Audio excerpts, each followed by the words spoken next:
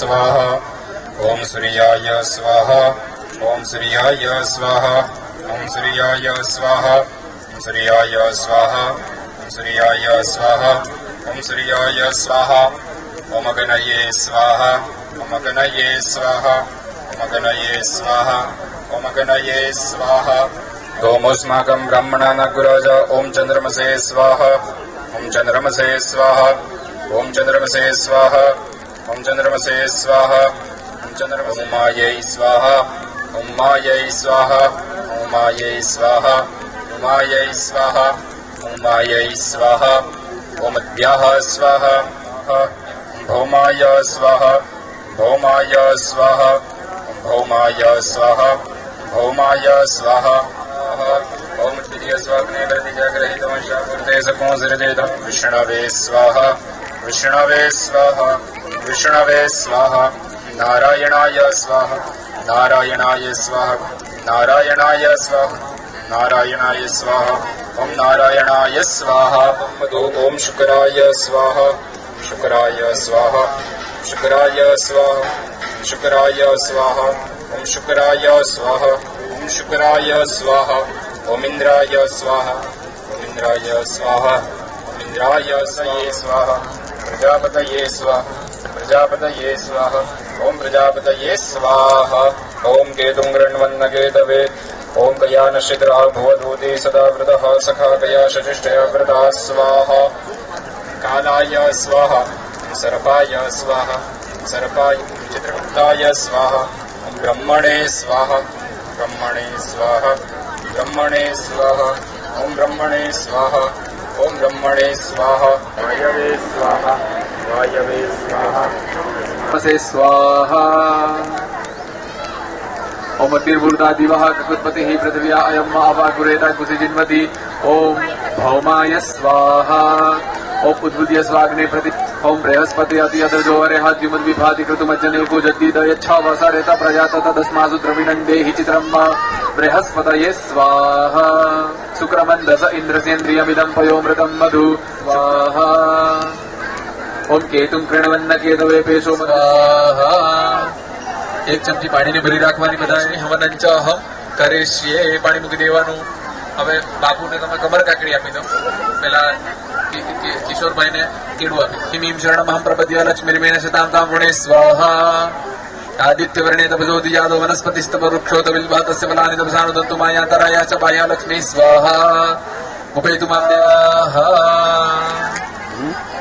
ઈ આપતા હોઈએ પણ આપણો નાનો પ્રયોગ છે એટલે આપણે આ જ રીતે મોટો દીવડો અને એની નીચે મગ અને ચણાનું બલિદાન ક્ષેત્રપાલ દેવને આપણે સમર્પિત કર્યું છે ક્ષેત્રપાલ એટલે તદસ્તે જિહ્વા દેવાનામૃતસ્યનાભિઃ વયન્નામ પ્રપ્રવામાઘ્રેતસ્ય શ્રીરેખે સપ્તહસ્તાસો અસ્ય બદ્ધો ગ્રેખભોરો રવિદિમહો દેવાસો ઘ્રેતમન્વવિંદન્ના एकगो सूर्य एकञ्जजानवेनादेककुस्वदया निष्ठदक्षोः एता अरेखन्ति हृद्यात् समुद्राच्छत प्रजारिणे सुघनासो वाद प्रमीयः पतयन्ति चमानः विप्रवन्त समनेव जो पुनर्ब्रह्माणो वसुनीथ जगनैः तेन तवन्दन्वं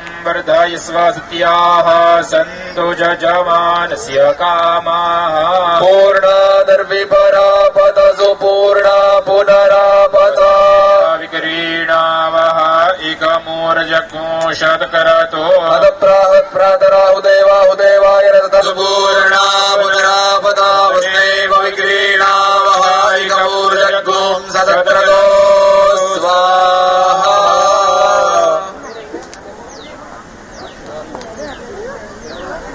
जमणा हाथे इदमग्नये वैश्वानराय वसुरुद्रादित्येभ्यः शतक्रतवे सप्तवते अग्नये दध्यः विद्रामासि सहस्रधारम् ब्रह्मा देवस्वा सविता पुनातु वसोः पवित्रेण शतधारेण सुप्त्वा कामदुक्षः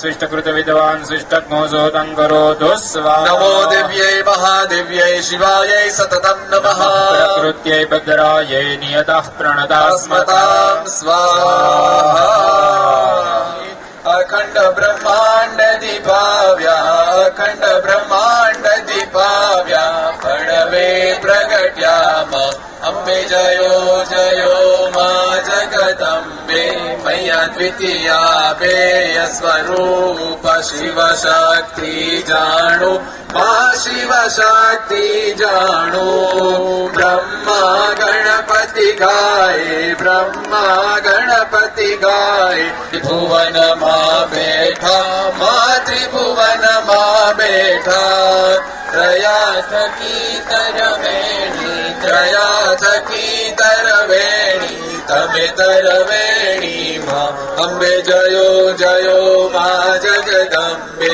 मैया चौथे चतुरा महालक्ष्मी मां सचराचर व्याप्या मां सचराचर व्याप्या चार भुजा चौदीशा चार भुजा चौदीशा प्रगट्या दक्षिण मां अम्बे जयो जयो मां जगदम्बे मैया पंचमे पंच ऋषि पंचमे गुण पद्मा मां पंचमे गुण पद्मा पंच सहस्र त्या सोहिए पंच सहस्र त्या सोहिए पंचे तत्वो मां अम्बे जयो जयो मां जगदम्बे मैया षष्ठी तू नारायणी महिषासुर मार्यो मां महिषासुर मार्यो नर नारी नारूपे नर नारी नारूपे व्याप्या सगड़े मां अम्बे जयो जयो मां जगदम्बे मैया सप्तमे सप्त पताड़ संध्या सावित्री मां संध्या सावित्री गौ गंगा गायत्री गौ गंगा गायत्री गौरी गीता मां अम्बे जयो जयो मां सुनिवर मुनिवर जन्म्या सुनिवर मुनिवर जन्म्या देव दैत्यो मां अम्बे जयो जयो मां जगदम्बे मैया नवमे नव कुळनाग सेवे नव दुर्गा मां सेवे नव दुर्गा नवरात्रि ना पूजन शिवरात्रि ना अर्चन की दाहर ब्रह्मा अम्बे जयो जयो मां जगदम् श्री अगियारस कात्यायनी काम मां कात्यायनिका कालिका श्यामा ने रामा अम्बे जयो जयो मां जगौचर्यम्बा मां बहुचर्यम्बा मां बटुक भैरव सोहिए कामे कारुणी माता माता में कारुणी माता ब्रह्मा विष्णु सदा शिव ब्रह्मा विष्णु सदा शिव गुणतारा गाता अम्बे जयो जयो मां जगदम्बे मैया 14 से 14 रूप चंडी चामुंडा मां सिंहवाहिनी माता अम्बे जयो जयो भयो सांबड़ जो करू मां दया करो गौरी अम्बे जयो जयो मां जगदम्बे मैया भोड़ा अम्बे मन भजता भवसागर तरसो अम्बे जयो जयो मां जगदम्बे कर्पूर गौरम करुणायारविन्दे भवं भवानी सहितं नमामि मंगलम भगवान विष्णुर्मंगलम गरुड़ध्वज मंगलम पुंडरीकाक्षो मंगलाय तनो हरिः जय वागेश्वरी मात की जय बहुचर मात की जय।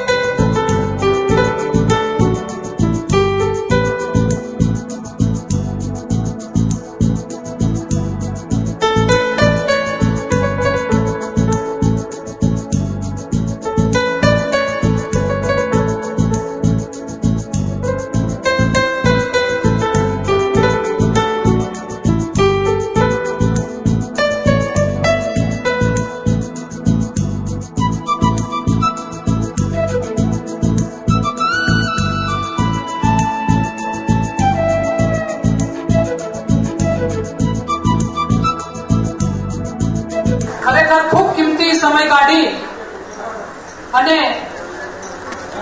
એમના જીવનના ઘણા બધા પ્રસંગો પણ આપણને જાણવા મળશે, કેમ કે અનુભવેથી માનવી ઘડાય છે, એટલે આપણને કંઈક વિશેષ એમની પાસેથી જાણવા. તો એ બધા આવે ત્યાં સુધી આપણે આપણા સ્નેહ મિલન સમારોહને શ્રી સમસ્ત રાજપૂત ડાયમંડ દરબારગઢ પરિવાર, આવું નામ એમને કેમ આપ્યું?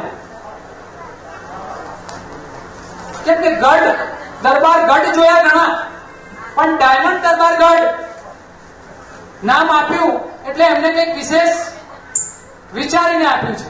જે કાર્યકર્તા મિત્રો છે આની સાથે એ ડાયમંડ ની અંદર બહુ લાંબા સમયથી કામ કરી રહ્યા છે અને ઘણી સારી એવી દુનિયાના અલગ અલગ દેશોની અંદર આવા જ એક એસોસિએશનની શરૂઆત કરી ચૂક્યા છે. તો એ ક્યાં ક્યાં કેવી રીતના છે એ પણ આપણા મહેમાનો દ્વારા આપણને જાણવા મળશે. આફ્રિકા છે, યુએસએ છે, ઓસ્ટ્રેલિયા છે, આફ્રિકા છે, દુબઈ છે, આમ દરેક જગ્યાએ આપણા એસોસિએશનો ચાલી રહ્યા છે. તો એમના માધ્યમથી આપણને કંઈક વિશેષ અને ઘણું બધું જાણવા મળશે દોસ્તો. નહીં હમ પ્રેમ કે पुजारी है, हमें गर्व है, हम राजपूत सभी पे भारी है. અને એક 16 વર્ષની દીકરી બા એની બેનપણીના ઘરેથી ભરત કામ ભરી અને પોતાના ઘરે ગામમાં જતી હશે, તો રસ્તામાં મારા જેવા એક ભાઈ અમને મળ્યા કે બેનબા રાતના 12 વાગ્યા છે, ક્યાં જાઓ છો તમે? તમને ડર નથી લાગતો? રાતના 12 વાગ્યા છે.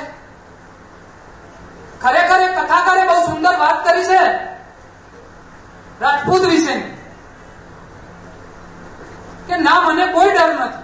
અલગ વિસ્તારમાંથી આવેલી હશે તો એને લાગ્યું કે કદાચ આ મજાક કરતી હશે, લાવ ફરીથી પૂછું. એને ફરીવાર એના પ્રશ્ન કર્યો કે બેનબા, હું આ ગામમાં નવો છું, તમને આ ગામની અંદર અત્યારે રાત્રે 12 વાગે કોઈ જાગતું નથી અને તમે તમારા ઘરે જાઓ છો, તો રસ્તામાં કોઈ ડર નથી લાગતો? પાછું દીકરીભાઈ એને એક જવાબ આપ્યો કે ના, મને કોઈ ડર નથી લાગતો. સામેવાળા વ્યક્તિએ પૂછ્યું કે બેનબા તમે છો કોણ? કે હું આ ગામની દીકરી છું. તો કે ડર કેમ તમને નથી લાગતો? કે હજુ અમારા ગામની અંદર રાજપૂતનું એક ઘર છે એટલે ડર નથી લાગતો. તો ખરેખર આટલી ટૂંકી વાતમાં આપણે સમજી શકીએ છીએ કે રાજપૂત એની પરિભાષા શું કેવી. ખરેખર આપણા આટલા ગ્રંથો અને ઋષિ મુનિઓએ કરેલી વાતો એ 100% સાચી અને સાચી જ છે. તો દોસ્તો, આના માટે જ આપણે ઘણી વખત એમ થાય કે ખરેખર આપણને જ્યાં જન્મ મળ્યો છે એ હજારો વર્ષના પુણ્ય પછી મળ્યો છે. કેમ કે રાજપૂત કોમમાં જન્મ મળવો चाहिए. हम राजपूतों को तो दुश्मन भी खानदानी चाहिए. લોકો કહે છે કે ભાઈ દુશ્મનો પણ ખાનદાની જોઈએ.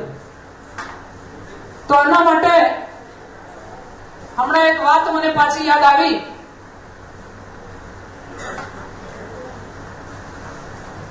કે બે ગરડા સિંહ હતા. તો એક સિંહને હાલત એની બહુ ખરાબ થઈ ગઈ હશે, તે કૂતરાઓની પાછળ એને મારવા માટે દોડતા હતા. કૂતરાઓ જો સિંહને મારવા દોડે એટલે સિંહની હાલત કેવી હશે સમજી શકો છો. બાકી તો એની ગર્જનાથી શું થાય, નજીક શું પણ એની સામે કોઈ ના જોવે. પણ સિંહની હાલત મજબૂર પરિસ્થિતિને જોઈ અને આ કૂતરાઓ એને મારવા માટે દોડતા હતા. તો સામે નજીક બેઠેલો બીજો ગરડો સિંહ હતો. એ આ દ્રશ્ય જોઈ ભલે એની સાથે દુશ્મનાવટ હતી, પણ તેમ છતાંય તે ત્યાંથી ઉભો થઈ અને એની પાસે જાય છે અને કૂતરાઓ એને જોઈ અને ભાગી જાય છે. તો દોસ્તો, કવિ કલ્પના કરે છે કે આવું શું છે, કેમ છે? તો એમને કીધું કે ભલે ગરડો છે પણ છે તો મારું લોહી ને. કે આપણે આજની તારીખની આટલી વસ્તુ જો ટૂંકમાં સમજી જઈએ કે પડેલો ભાઈ ભલે ભાગેલો હોય પણ જો લોહી ખાનદાની હોય આપણું, તો એનો હાથ પકડવા માટે આપણે આ એસોસિએશનની સ્થાપનાઓ કરી. આપણા આ એસોસિએશનની સ્થાપનાઓ આવા જ એક ઉદાહરણથી કરવામાં આવી છે દોસ્તો, કે જેની પાસે પૈસા છે અને આપણા સાહેબ શ્રી પણ રસ્તામાં છે એવા સમાચાર છે, તો આવી જશે ટૂંક સમયમાં. અને મીટિંગની શરૂ કરું તો તે પહેલા હવે હું આપણા રાજેન્દ્રસિંહ ઝાલા સાહેબને કહીશ કે તેઓ આવી અને એક સુંદર કવિતાથી, સુંદર ગીતથી આપણાની આ મીટિંગની શરૂઆત કરશે. ક્ષત્રિય સમાજ માટેની એક પ્રાર્થના છે અને પ્રાર્થનાને માન આપીને આપણે બધા પોતાની જગ્યાએ ઉભા થઈશું. બધા કોઈએ ગાવા નથી, ખાલી બે હાથ જોડી અને પૂરા હૃદયથી ચિંતન કરવાનું છે કે સમાજ મારો ક્યાં છે અને મારે સમાજ માટે શું કરવાનું છે, એવી એક પ્રાર્થના છે. અને આપણા આરાધ્ય દેવને પ્રાર્થના કરીએ કે મારો સમાજ જ્યાં છે એના માટે હું શું કરી શકું. બધા કોઈએ ગાવા નથી, પણ બે હાથ જોડી ભગવાનને સાચા હૃદયથી પ્રાર્થના કરવાની છે. क्षत्रिय कुल में प्रभु जन्म दिया तो क्षत्रिय के हित में जीवन बीताओ. धर्म के कंटिका किरण अमग पर धीरज से मैं कदम बढ़ाओ. बारे हालाल है ये विष के प्याले दिल में द्वेष के हाय फफोले. जातियां गगन में चंद्र सा बन प्रभु शीतल चांदनी में छिटकाओ. विचारानुकूल आचार बनाकर वास्तविक भक्ति से तुम्हें रिझाओ. क्षत्रिय कुल में प्रभु जन्म दिया तो क्षत्रिय के हित में जीवन बीताओ. उच्च सिंहासन ना मुझे बताना, स्वर्ग का चाहे ना द्वार दिखाना.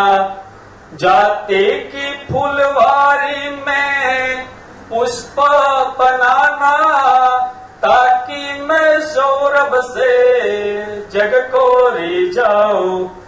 डाली से तोड़ा भी जाऊं तो भगवन तेरा ही नैवेद्य बन चरणों में आओ. क्षत्रिय कुल में प्रभु जन्म दिया तो क्षत्रिय के हित में जीवन बीताओ. साधन की कमी है, कार्य कठिन है, मार्ग में माया के अगणित विघ्न है. बाधाओं दुविधाओं के बंधन को तोड़ के सेवा के मार्ग में जीवन बिसाओ. पत्तों से फूलों से नदियों की कलकल से गुंजित हो जीवन का संदेश सुनाओ. क्षत्रिय कुल में प्रभु जन्म दिया तो क्षत्रिय के हित में जीवन बीताओ. ધર્મ કી ખૂબ સરસ રાજેન્દ્રસિંહ, ખૂબ ખૂબ આભાર.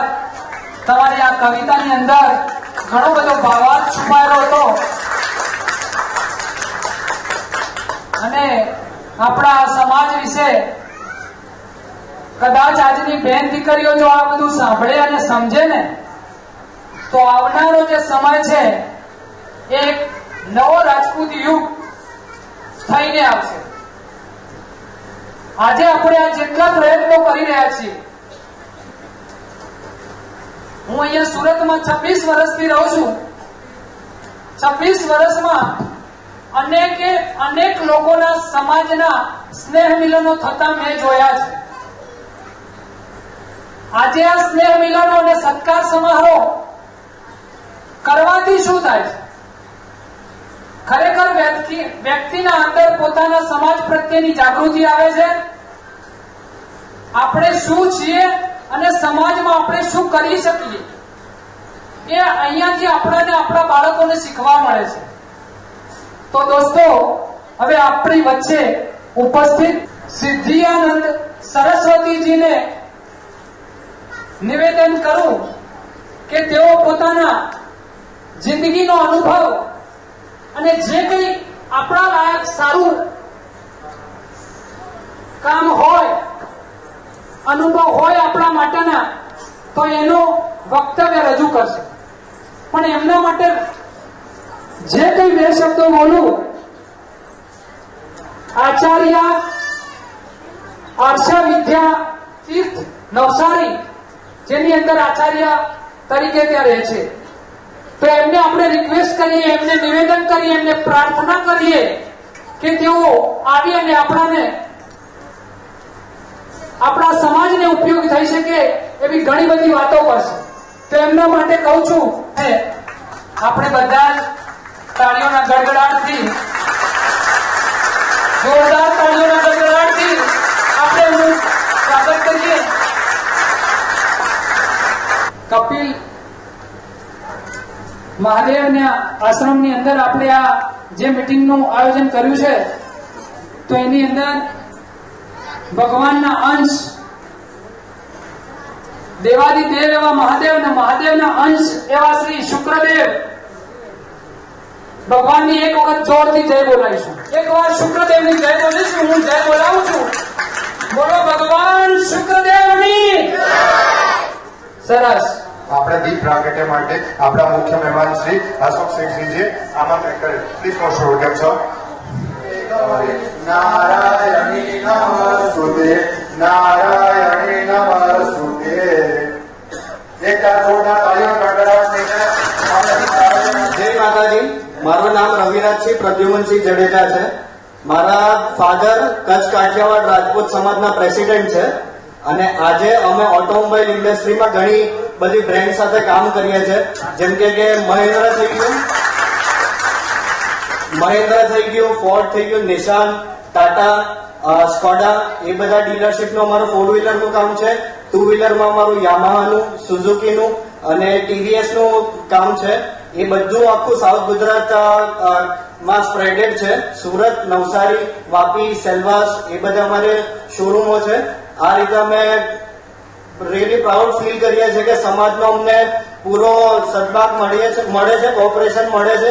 એનાથી અમે આટલું બધું ગ્રો કરીએ છીએ.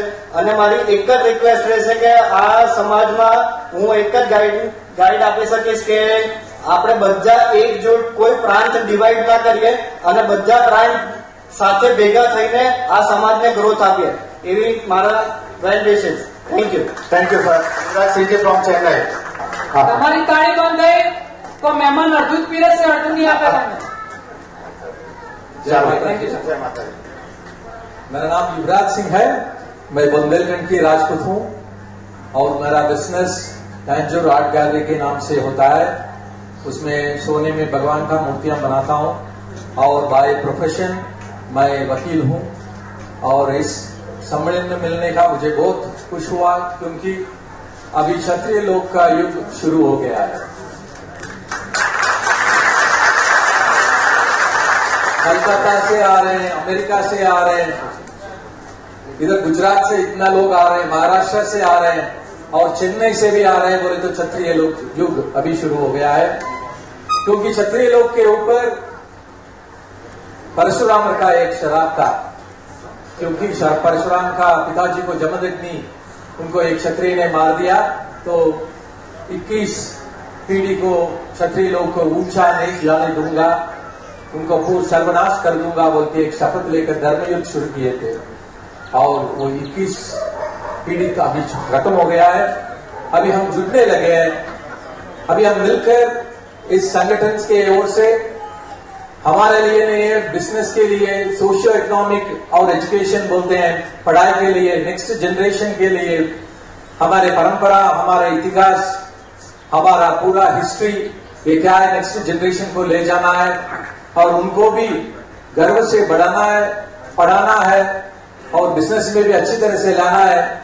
तो आज दिन तक हम सभी लोग अलग अलग से खुद हम क्या कर रहे हैं वही कर रहे थे, तो समाज की ओर से हम नहीं करें, तो इसके बाद हम समाज की ओर से सबको एक करना है और ये सोशियो इकोनॉमिक डेवलपमेंट तो अच्छी तरह से होना है, विमेन एम्पावरमेंट होना है। आज से अभी एक 10-20 साल के अंदर कुछ न कुछ बिजनेस करना है बोले तो, कुछ न कुछ पॉलिटिकल पावर आना है बोले तो वो सिर्फ क्षत्रिय लोग को ही पूछेंगे और क्षत्रिय लोग ही फ्यूचर का रूल करेंगे। ये मेरा आशा है और ये जरूर चलेगा। यही मेरा 2 शब्द है। थैंक यू भैया। Thank you sir, thank you. दुनिया की आन राजपूत, शौर्य और वीरता की पहचान राजपूत, पर्वत से ऊंचा अभिमान राजपूत, जो अपने पद पर न मुड़े, वो चट्टान और जो इतिहास में अमर होकर शान बन जाए, वो गौरव गाथा भी पहचान है રાજપૂત। એક કબીલો હતો અને કબીલાની અંદર સાંભળવું છે ને બધાને, પાછો કંટાળો આવે તો કહી દેવાનું, આપણે બિલકુલ ખોટું નહીં લગાડતા। અડધા જ બોલે છે એટલે મને એવું લાગે છે કંટાળો આવે છે કંટાળો નથી આવતો તો તાળીઓ પાડો, મને ખબર પડે, મેં ભણી લઉં કેટલી છે। પેલા પાછળ કરતા બધા ભાઈઓને કંટાળો આવે થોડા, એમની તાળીઓ નહીં પડી। એ કાર્યકર્તાઓ છે કે કોણ છે એટલા માટે તાળીઓ નહીં પાડો, કઈ નહીં। ખૂબ સરસ એક કિસ્સો છે મારી પાસે કે એક કબીલો હતો। હવે કબીલાની અંદર સરદાર બનાવવાનો હોય, તો હવે સરદાર બનવા માટે 2 વ્યક્તિઓ તૈયાર છે। પેલો કે સરદાર હું બનું, પેલો કે સરદાર હું બનું। હવે 2 વ્યક્તિઓ તૈયાર ના, 2 વ્યક્તિ તો સરદાર બને ને, અને 2 વ્યક્તિને સરદાર બનાવાય ખરા? જો એક સરદારથી દેશનો અતોપતો થઈ ગયો તો 2 સરદાર થાય, શું થાય? એટલે હવે સરદારને તો 2 સરદારને તો બનાવાય નહીં।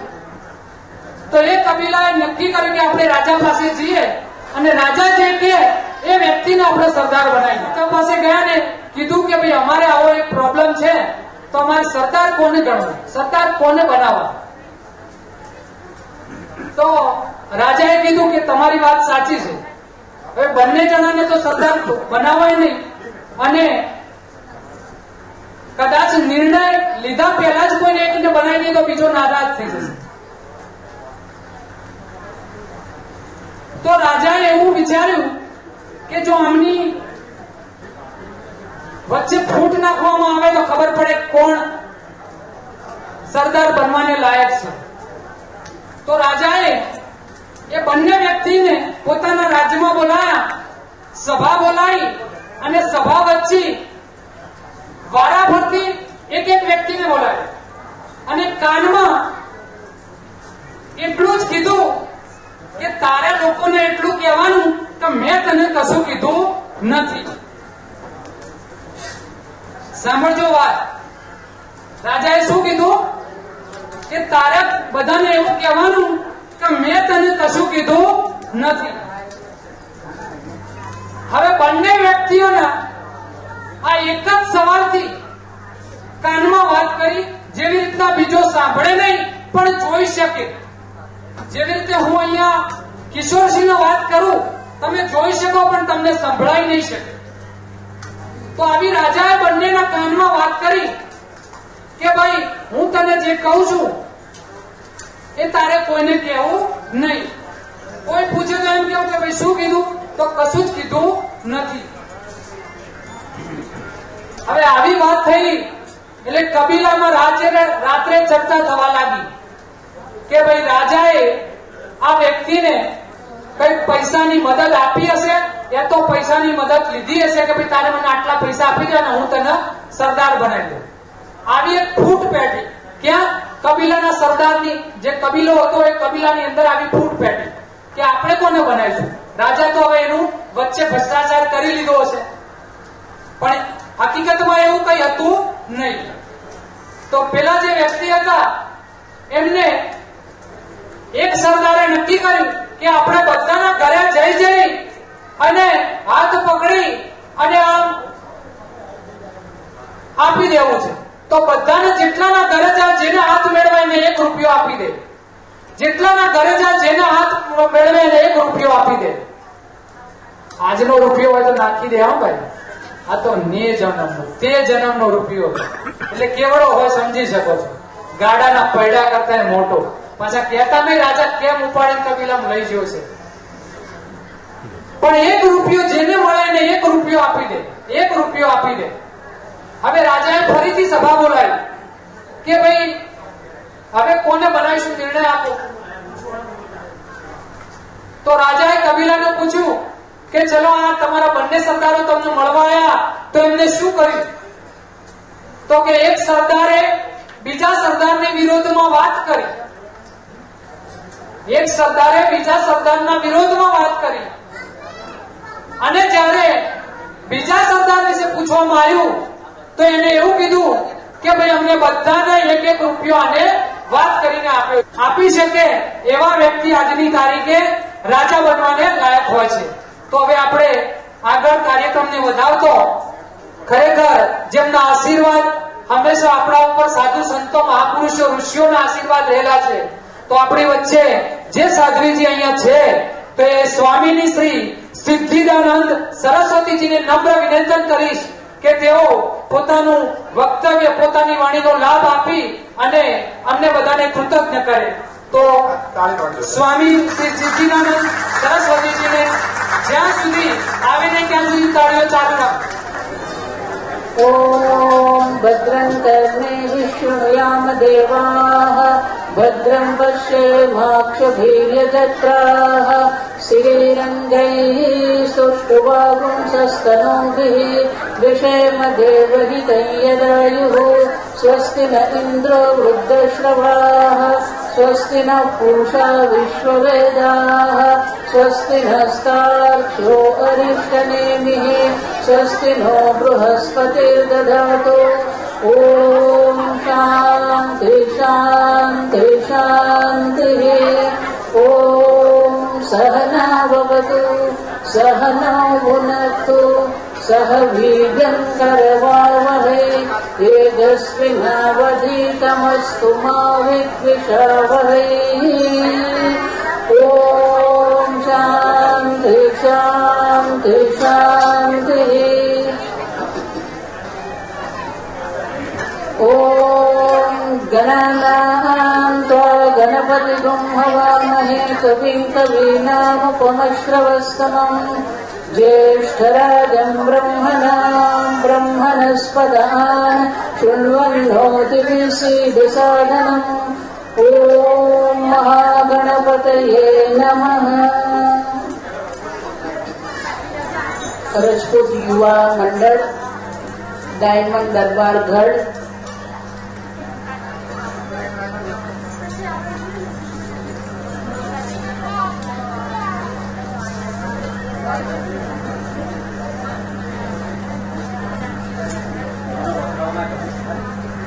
અવાજ આવે માઇકમાં.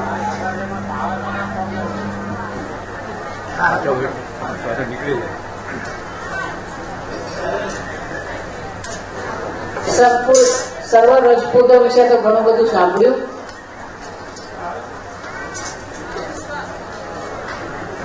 ગીતામાં હિન્દીમાં, અંગ્રેજીમાં, ગુજરાતીમાં.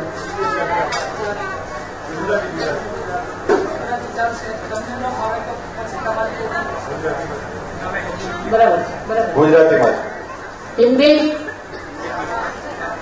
हाँ हाँ ओके, हम हिंदी में करेंगे. सब लोग बॉलीवुड देखते हैं तो हिंदी तो सबको आती ही है, और हिंदी हमारी राष्ट्रभाषा है.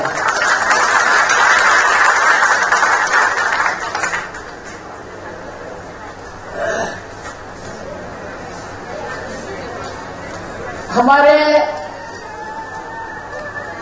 सनातन धर्म,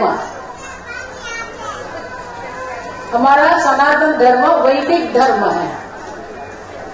हिंदू शब्द बाद में आया है, आप समझो ठीक से.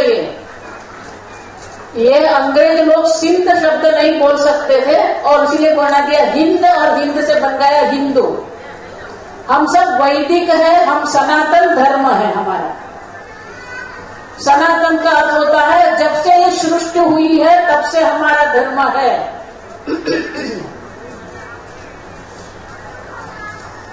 और सनातन धर्म जिसको हम कहते हैं, सनातन धर्म में एक व्यवस्था है. गीता में 4थे अध्याय में भगवान कहते हैं, चातुर्वर्ण्यम मया सृष्टम गुण कर्म विभागशः.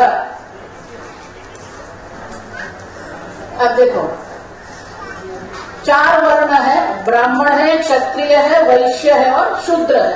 4 धर्म आगे.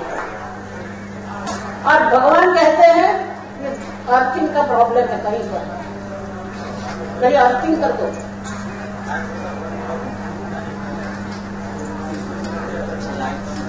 हाँ हाँ, हो गया हो गया हो गया, बस हो गया. तो भगवान कहते हैं कि 4 वर्ण की उत्पत्ति मैंने की है. आप ठीक से समझना.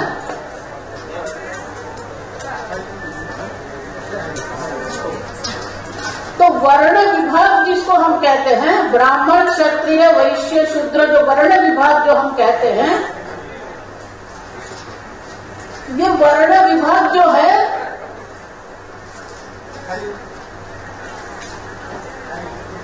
ये बंद हो सकता है आना जाने का.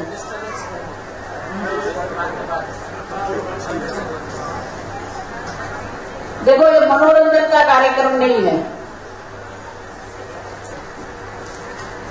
I am sorry. तो वर्ण विभाग किसको कहेंगे? ये मेरा प्रारब्ध है, आप सबका नहीं है. जहां भी जाता हूं ऐसा ही होता है, तो मुझे कुछ होता नहीं, आप चिंता मत करो. तो भगवान स्वयं कहते कि माया सृष्ट. अब देखो, है ना, तो भगवान ने उत्पन्न किया है 4 प्रकार के वर्ण. तो क्या हम ये कह सकते हैं कि ये वर्ण के द्वारा भगवान हमारे अंदर विभाजन करने वाले हैं? नहीं, भगवान कभी भी विभाजन नहीं करेंगे. और दूसरा शब्द क्या कहा है? गुण कर्म विभागशः. गुण और कर्म के आधार पर ये मैंने 4 वर्ण की सृष्टि की है. तो गुण क्या होता है? हमारी माया जो है वो त्रिगुणात्मिका माया है, सत्व, रज, तम. गुण के आधार पर भगवान ने ये वर्णन किया है. जाति आधार नहीं, वहां जाति शब्द नहीं है, आप समझना ठीक से.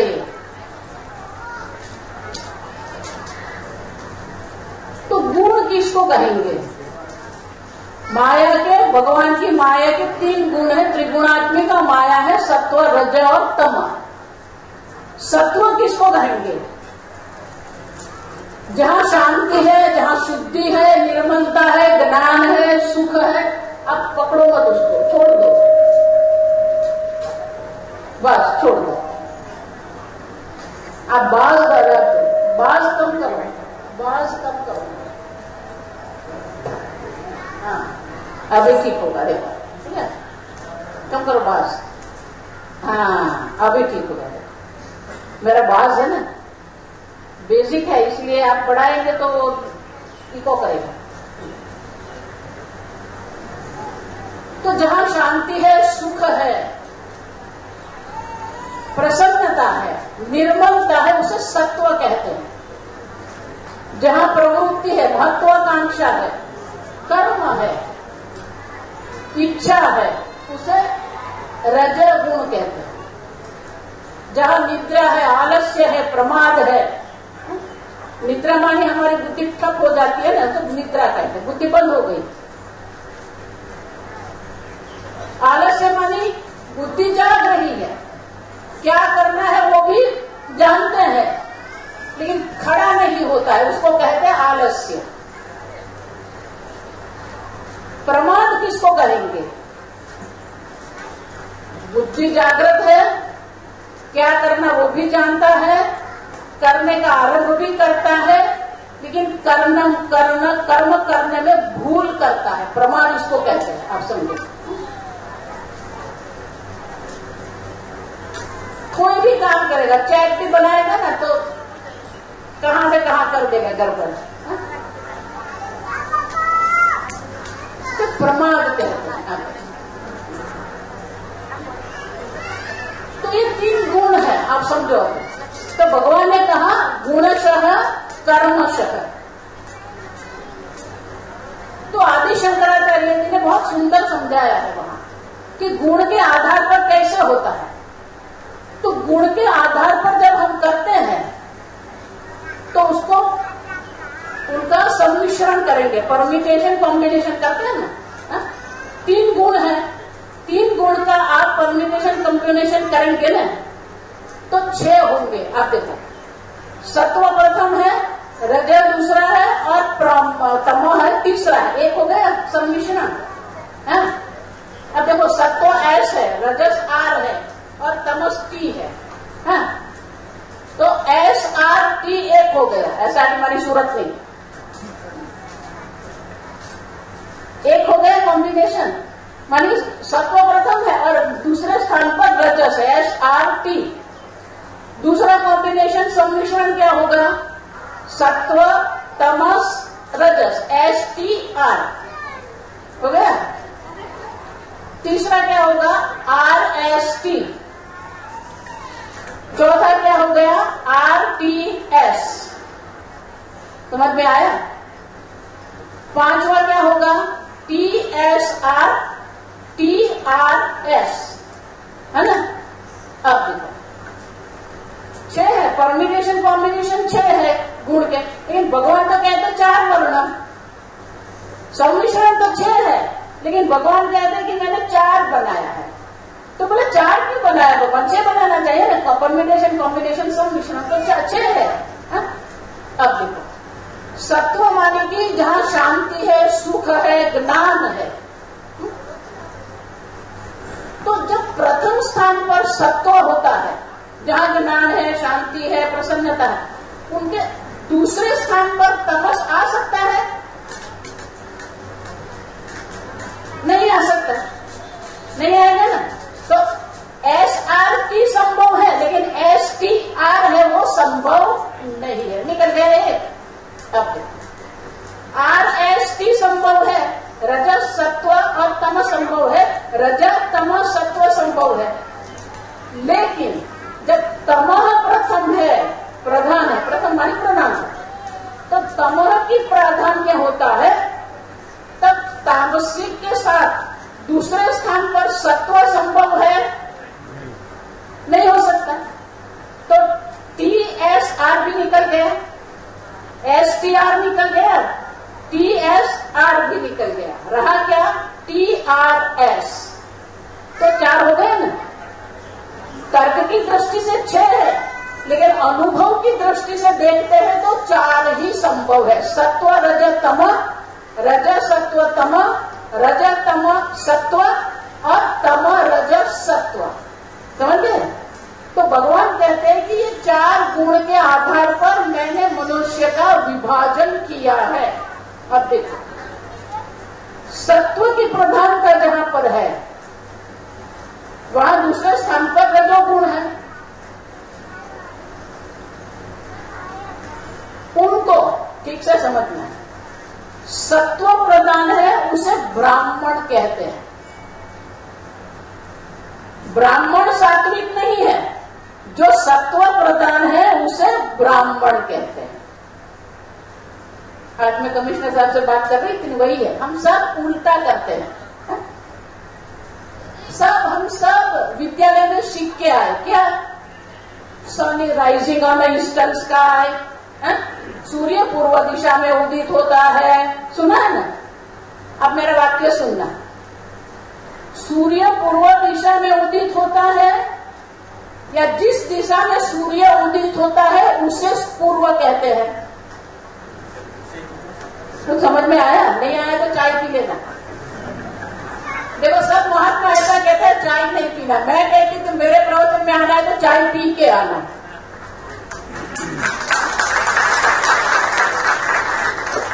आप देखो,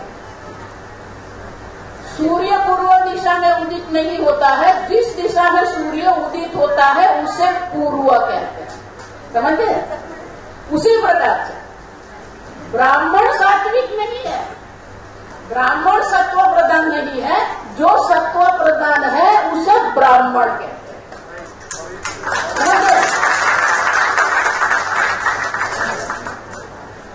अब दूसरा देखो, रजोगुण, सत्वगुण, तमोगुण, उसे क्या कहेंगे? सत्वगुण के, रजोगुण के साथ जब दूसरे स्थान पर सत्व होता है ना, तो उनके कारण वो गुण ऐसा बनता है कि व्यक्ति में प्रवृत्ति होती है। रजोगुण है, इसके प्रवृत्ति रहेगी, लेकिन स्वार्थ नहीं रहेगा, क्योंकि सत्व की निर्मलता है, सत्व का ज्ञान है, और इसीलिए वहां स्वार्थ नहीं रहेगा। तो जो सत्व से सम्मिश्रित रजोगुण है उसे क्षत्रिय कहते हैं। समझ में आया कुछ? सत्व गुण से सम्मिश्रित रजोगुण जिसमें है वो क्षत्रिय है। रजोगुण तमोगुण से सम्मिश्रित जो है उसे वैश्य कहते हैं, और तमोगुण की प्रधानता जिसमें है उसे शूद्र कहते हैं। पता हो गया? सत्व प्रधान ब्राह्मण, सत्व से सम्मिश्रित रजोगुण क्षत्रिय, तमोगुण से सम्मिश्रित रजोगुण वैश्य, और तमोगुण प्रधान है उसे शूद्र कहते हैं। पता हो गया? अब देखो, शास्त्र में कहीं पर ऐसा नहीं कहा है कि ब्राह्मण को ही पुण्य की प्राप्ति होती है। आप किसी भी स्थान पर जाइए, घर है, फैक्ट्री है, राज्य है, या ये एक समारोह है, ये उत्सव है। अब हर एक स्थान पर हमें 4 लोग चाहिए। अब समझो, एक ऐसे होते हैं जो विचार करते हैं, दूसरे ये है जो एडमिनिस्ट्रेशन संचालन करते हैं, तीसरे ये है कि अनुदान की व्यवस्था करते हैं, चौथे ये है जो सेवा करते हैं। समझिए? तो ये समारोह में भी ब्राह्मण, क्षत्रिय, वैश्य और शूद्र है कि नहीं? है कि नहीं? है। अब देखो, घर में भी वैसा ही है। घर में पहले हमारा संयुक्त परिवार था। संयुक्त परिवार में ऐसा होता था कि 2-3 लोग ऐसे होते जो सोचने का ही काम करते हैं। सबका सोचना, सबको उपदेश करना, सबको मार्गदर्शन करना, ये उनका काम था। कई लोग ऐसे थे जो पूरे परिवार का संचालन करते थे। कई लोग जो थे धर्म का और धन का उपार्जन करते थे, और बहुत सारे लोग ऐसे होते हैं जो सेवा का काम करते थे। अब समझ गए? अब फैक्ट्री देखिए, तो वहां भी ऐसा ही होगा। रिसर्च करने वाले भी रहेंगे, एडमिनिस्ट्रेशन वाले भी रहेंगे, अकाउंटिंग वाले भी रहेंगे और लेबर वर्क भी रहेगा, है कि नहीं? अच्छा, तो गुण कर्म कहा, तो गुण के आधार पर अगर हम कर्म करेंगे ना तो हमारा कर्म ठीक होगा। हमारे गुण से विपरीत अगर हम कर्म करेंगे तो हमें भी आनंद नहीं मिलेगा और हमारा कर्म भी ठीक नहीं होगा। और इसलिए भगवान कहते हैं गुण कर्म विभाग शः। अब देखो, मैं सन्यासी हूं, कोई अगर मुझे कहे स्वामी जी एक बिजनेस चालू करो, अब मेरा काम नहीं है व्यापार करना, क्या मैं व्यापार करूं? मैं व्यापार नहीं करूंगी। अगर कोई मुझे 5 लाख नहीं 5 करोड़ भी देते ना, 5 महीने में 5 करोड़ का खत्म कर दूंगी मैं। वो सोचेगा स्वामी जी को 5 करोड़ देते, वो 15 बना के दे देंगे, 15 नहीं 0 बना के मैं दे दूंगी उनको, क्योंकि मेरा काम ही नहीं है ये। आप सब लेना मेरा काम नहीं है, देना मेरा काम है। अब सब तो एक व्यवस्था है, उसमें कोई विभाग या ऊंच नीच नहीं है। अब देखो मंदिर देखिए, मंदिर में जो पूजा कर रहा है वो ब्राह्मण है, भगवान की सेवा कर रहा है वो ब्राह्मण है, जो संचालन कर रहा है वो क्षत्रिय है, जो सब जगह से मंदिर चलाने के लिए अनुदान एकत्रित करता है वो वैश्य है, और जो मंदिर की सफाई का काम करता है वो शूद्र है। शास्त्र में स्पष्ट रूप से लिखा है कि ब्राह्मण मंदिर में प्रामाणिकता पूर्वक परमात्मा की सेवा करता है, क्षत्रिय प्रामाणिकता पूर्वक मंदिर में संचालन करता है, वैश्य प्रामाणिकता पूर्वक मंदिर संचालन के लिए धनोपार्जन करता है, और शूद्र प्रामाणिकता पूर्वक सेवा का काम करता है। चारों को स्वर्ग की प्राप्ति होती है। समझ में आया? ऐसा नहीं है कि ब्राह्मण ने भगवान की पूजा की इससे उसको स्वर्ग मिलेगा, नहीं। प्रामाणिकता पूर्वक आपके गुण के आधार पर अगर आप अपना कर्म करेंगे, आप अपने कर्तव्य कर्म का पालन करेंगे, आपको स्वर्ग की प्राप्ति होगी। और इसीलिए 18वें अध्याय में भगवान कहते हैं ब्राह्मण क्षत्रिय विंशाम शूद्राः, 4 है। अब देखो, स्वे से कर्मणि निरतः, जो अपने अपने कर्म में प्रामाणिकता पूर्वक अपने अपने कर्म का अनुष्ठान करते हैं उनको सिद्धि की प्राप्ति होती है। अब कोई छोटा नहीं है, आप समझना। बड़ी बड़ी फैक्ट्री भी लेबर के कारण ही चलती है, आप समझो। अगर वो हड़ताल कर दे ना तो पूरी फैक्ट्री बंद हो जाएगी। तो ये अंग्रेज लोगों ने आके हमारे मन में, हमारे विचार में ऐसा डाल दिया कि ये वेद तो विभाजन करने वाला है। वेद विभाजन करने वाला नहीं है, सबके अपने अपने गुण के आधार पर ही कर्म करना है। आप देखो, लेकिन अभी हमने क्या कर दिया, गुण और कर्म गौण हो गए और जाति महत्व की हो गई, है कि नहीं? ये ब्राह्मण जाति है, ये रावल है तो ब्राह्मण है, ये जाडेजा है तो राजपूत है, ये शाह है तो वैश्य है कि नहीं? अब देखो, ठीक से सुनना।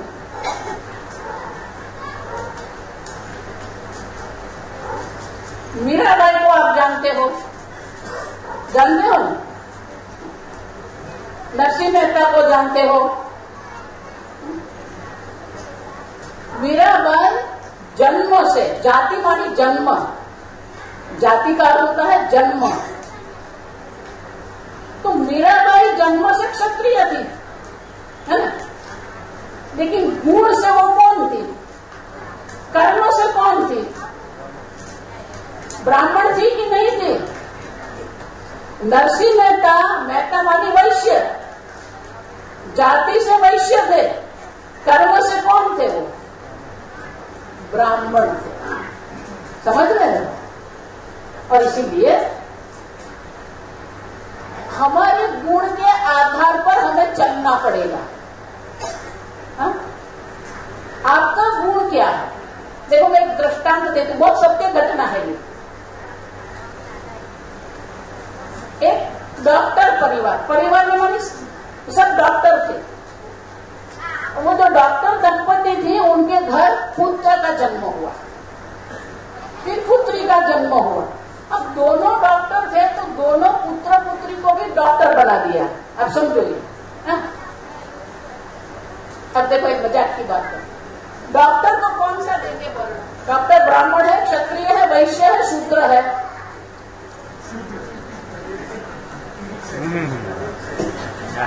मैं नहीं बोलूंगी, नहीं तो सब लोग पेपर में कर देंगे स्वामी जी ने कहा। आप बताओ डॉक्टर कौन है?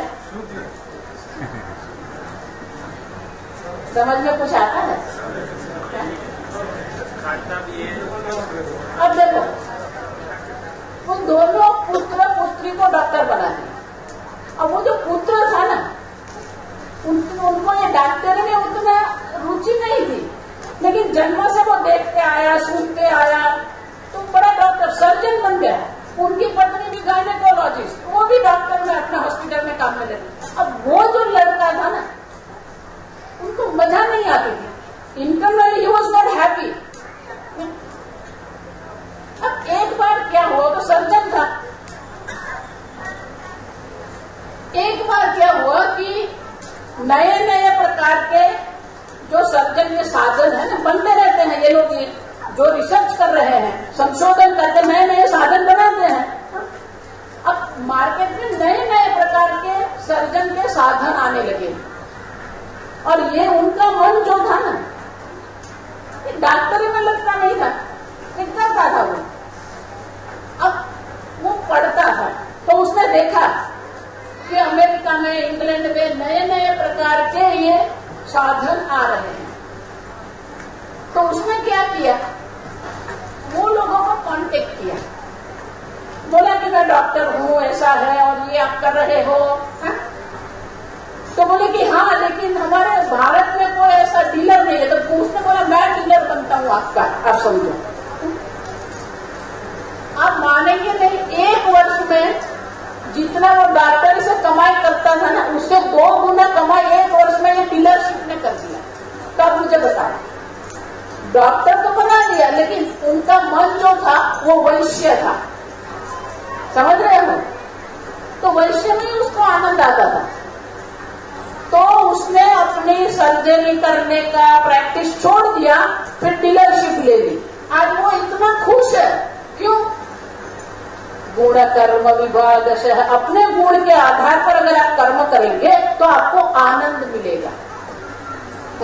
और इसलिए भगवान कहते हैं स्वे से कर्मणि निरत है। अपने अपने कर्म, आपको जो कर्म में आनंद आ रहा है वो आप करो। बहुत सारे लोग कवि होते हैं, बहुत सारे लोग होते हैं तो कलाकार करते हैं।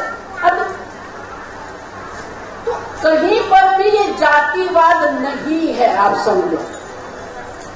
हमारे कर्म के अनुरूप हमारे स्वभाव, भगवान कहते हैं स्वभाव, हमारे स्वभाव के अनुरूप हमें कर्म करना है। अगर स्वभाव के अनुरूप आप कर्म नहीं करेंगे तो आपका कर्म ठीक भी नहीं होगा, आपको भी नुकसान होगा, समाज को भी नुकसान होगा।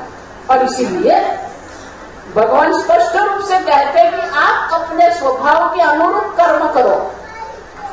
आपका जो स्वभाव, रजपूत जिसको हम कहते हैं, क्षत्रिय जिसको हम कहते हैं, उनका तो स्वभाव यह है। एक सीधी, देखो सीधी व्याख्या में आपको देती हूं। ब्राह्मण किसको कहते हैं? जो अधर्म करने से डरता है उसे ब्राह्मण कहते हैं। आप किसी भी अच्छे ब्राह्मण को बोलना, एक बार झूठा बोल दे तो झूठ खुद कर, वो क्या कहेगा? अरे ये मेरा काम नहीं, तू छोड़ दे इसको, कहेगा कि नहीं?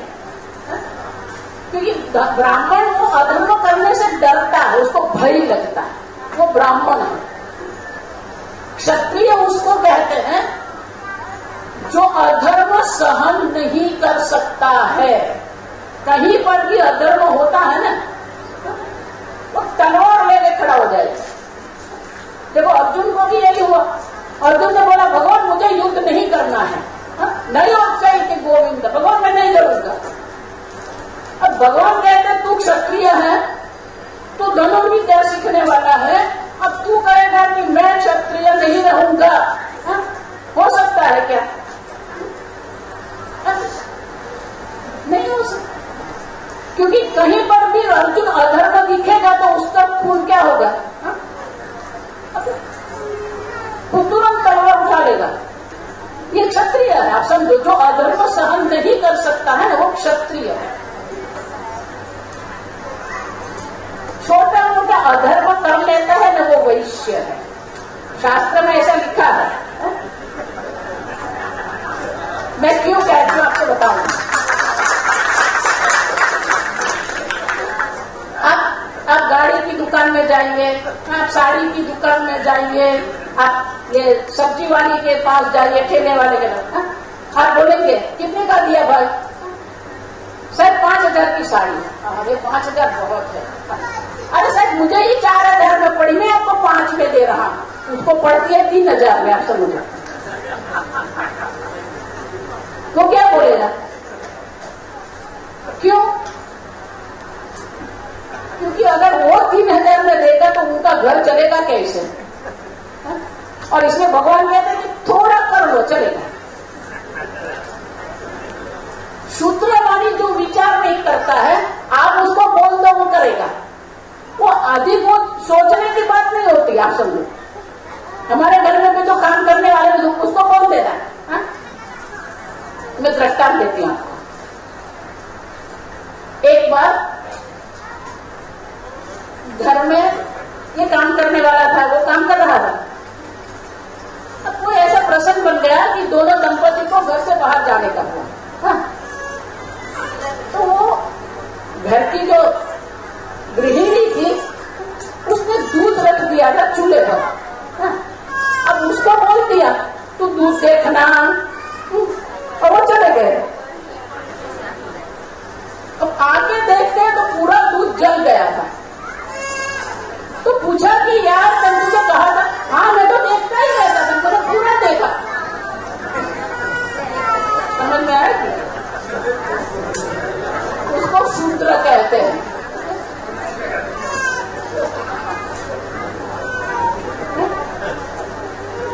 माने आप जितना कहेंगे उतना ही करें, उसे एक आगे भी नहीं करेगा, एक पीछे भी नहीं करेगा। आप उसको बोलेंगे 4 फल लेकर, वो 4 ही लाएगा, आप समझना। शूद्र माने उनको अपना कोई विचार नहीं होता, लेकिन आप जो कहेंगे वो बिल्कुल करेंगे। जितना कहेंगे ना वैसा ही करेंगे, वो उसको शूद्र कहते हैं, आप समझो। लेकिन इसका अर्थ ये नहीं है कि ब्राह्मण श्रेष्ठ और शूद्र निम्न है, आप समझो ठीक से। क्योंकि हमें शूद्र की भी, समाज के लिए शूद्र की भी आवश्यकता है, और अधिकतर जो है वो शूद्र ही है।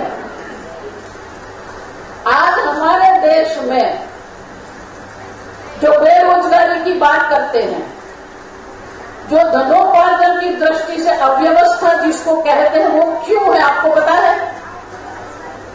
बहुत सारे लोग ये रोजगारी की बात करते हैं, अनएम्प्लॉयमेंट की बात करते हैं, लेकिन हमारे देश में अनएम्प्लॉयमेंट क्यों है आपने कभी सोचा? अब देखो, एक बड़ी फैक्ट्री है, 5 मिनट और मुख को देख के पता चल जाता है क्या बोलने वाला है।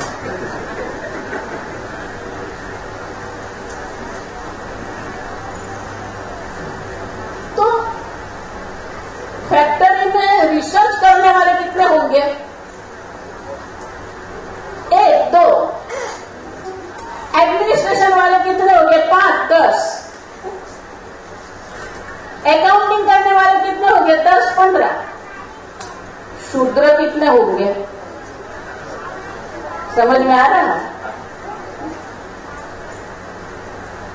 हमारे देश में बेरोजगारी इसलिए है क्योंकि सबको A1 जॉब चाहिए, व्हाइट कॉलर जॉब चाहिए। आप देखो, आप अमेरिका में जाते हो, एक प्रकार का यहाँ पर देखो,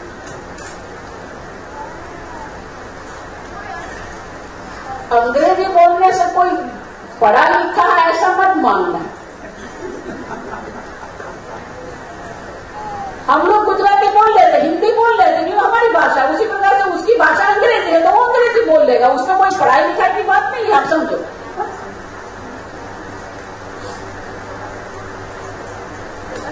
वहां ग्रेजुएट बहुत कम है लेकिन लेबर ज्यादा है, जिसके लिए हमारे सरकार ने भी ITI बनाई है, आप समझो। हमारे इलेक्ट्रीशियन कम है, प्लम्बर नहीं मिलते हैं, क्यों? क्योंकि नहीं है, अब समझो, कोई ये काम करने को तैयार नहीं है, लेकिन अधिकतर आवश्यकता उनकी ही है हमें। हम तो यहाँ ये कार्यक्रम करके चले जाएंगे, ये सफाई वो लोग करेंगे बाद में, आप समझना। ये संपूर्ण सृष्टि को, ये संपूर्ण पृथ्वी को जो स्वच्छ रखते हैं उसको अंग्रेजी में स्कैवेंजर कहते हैं। भगवान ने बहुत सारे स्कैवेंजर बनाए हैं जो सफाई करते रहते हैं। तो अव्यवस्था इस कारण से है क्योंकि कोई कर्म करने को तैयार नहीं है। श्लोक है ये कलयुग का, आप देखो, सबको गद्दी पर बैठना है, प्रवचन करना है, कर्म किसी को करना, न कर्म करता। आप देखो, गृहे गृहे पुस्तक भार भारम, अब पूरे पूरे पंडित यूथ यूथम, मठे मठे तापस वृंद वृंदम, न कर्म करता न ब्रह्मवेत्ता। किसी भी घर में जाइए तो सारे पुस्तक मिलेंगे, किसी भी मठ में जाए बहुत सारे तपस्वी मिलेंगे, किसी भी नगर में जाए बहुत सारे पंडित आपको मिलेंगे, लेकिन कर्म करने वाले कितने हैं? आप देखो, अपने कर्तव्य कर्म का, स्वधर्मे निधनम श्रेय परधर्मो भयावह, अपने कर्तव्य कर्म का पालन करना ये हमारा कर्तव्य। भगवान कहते हैं आपके स्वभाव के अनुरूप अगर आप अपने कर्तव्य कर्म का पालन करेंगे तो परमात्मा की प्राप्ति आपको अवश्य होगी। अगर आपके स्वभाव के अनुरूप आप कर्म नहीं करेंगे तो आप अपने आप से भी अप्रमाणिक है, जगत से भी अप्रमाणिक। हमारे स्वामी जी हमको कहते थे, हमारे गुरु जी, शास्त्र में उसको इंटेलेक्चुअल ऑनेस्टी, बौद्धिक प्रमाणिकता। आज जो हमें पास नहीं वो बौद्धिक प्रमाणिकता नहीं, छुपाते हैं। क्यों छुपाना है? जो है वो कह दो, आप समझो। आपका जो स्वभाव है उसके रूप आप कर्म करते रहो। आप गृहिणी है तो गृहिणी का कार्य करो,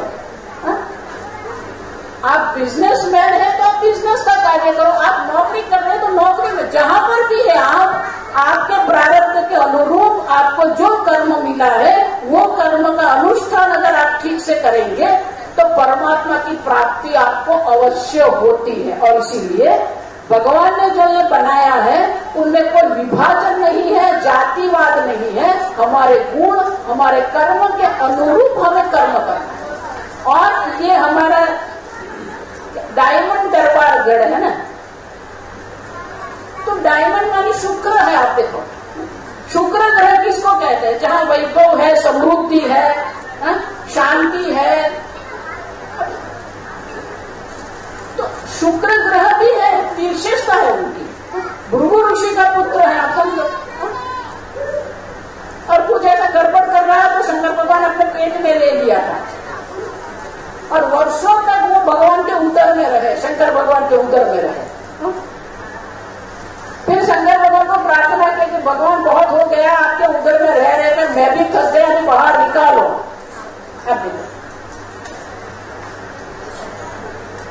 तो शुक्र ग्रह जो है उनका काम क्या है, उनका स्वभाव क्या है? जहां वैभव है, जहां रॉयल्टी, स्वभाव में होना चाहिए। आप समझो, हाँ? कोई राजा बनने राजा हो गया मेरी राजा नहीं, आपके स्वभाव में राजापन होना चाहिए। अब रॉयल्टी हमारे स्वभाव में होनी चाहिए। आप समझो, तो शुक्र का ग्रह ये है जहाँ वैभव है, जहाँ समृद्धि है, जहाँ प्रगति है, जहाँ उन्नति है। अब देखो, प्रगति जो होती है ना वो हॉरिजॉन्टल होती है, उन्नति जो होती है ना वर्टिकल होती है। शुक्र माने प्रगति भी है और उन्नति भी है, शुक्र ग्रह जो है। तो आप सब डायमंड का काम करें, शुक्र ग्रह का आपका शुक्र ग्रह की प्रधानता होती है। तो आप रहो उसके हिसाब से, अपने स्वभाव से रहो, लेकिन वो स्वभाव ऐसा होना चाहिए कि अपने लिए या अन्य के लिए किसी भी प्रकार से नुकसान नहीं होता। तो अंत में मैं कहूंगी धर्म की चोट, स्वधर्म भगवान ने कहा ना, धर्म किसको कहते हैं? सीधे श्लोक में मैं आपको 1 मिनट में समझा देती हूँ। सब धर्म किसको कहते हैं? आत्मनः प्रतिकूलम परेशान न समाचरे। आप देखो, छोटे से छोटे बच्चे को भी धर्म क्या है वो जानता है। आप बच्चे से झूठ बोल के जाइए, उनको समझ में आएगा कि नहीं आएगा? है? अगर उसको आप डांट पाड़ेंगे तो उसको समझ में आएगा। आप देखो, तो जो आपके लिए प्रतिकूल है वो अन्य के साथ आप मत करो। आत्मनः प्रतिकूलम, कोई आपके साथ कपट करे, आपको पसंद नहीं है तो आप कपट मत करो। कोई आपसे झूठ बोलता है, आपको पसंद नहीं है तो आप झूठ मत बोलो।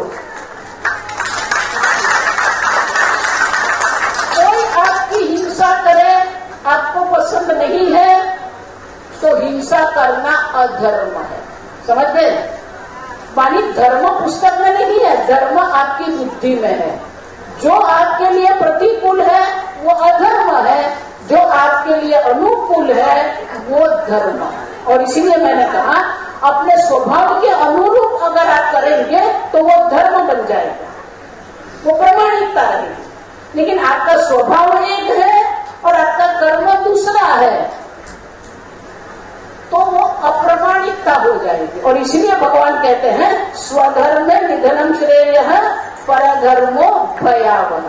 भयावह माने कि अन्य के धर्म के अनुरूप अगर आप करेंगे तो आप अपना भी नुकसान करेंगे और अन्य का भी नुकसान करेंगे। और इसीलिए क्षत्रिय जिसको कहते हैं वो है जो समाज का कल्याण का सोचता है। अपना तो कल्याण करेगा लेकिन समाज का कल्याण जो सोचता है ना उसे क्षत्रिय कहते हैं। तो आप सबका एक दायित्व है कि ये समाज को आप ऊपर कैसे ले जाए, हमारे धर्म को आगे कैसे ले जाए, हमारे धर्म में जो समृद्धि है वो कैसे प्रकट करे। ये आप सबका धर्म है, आप सबका स्वभाव है। करते रहो, आनंद से रहो, भगवान आप सबका कल्याण करे। हरि बोल।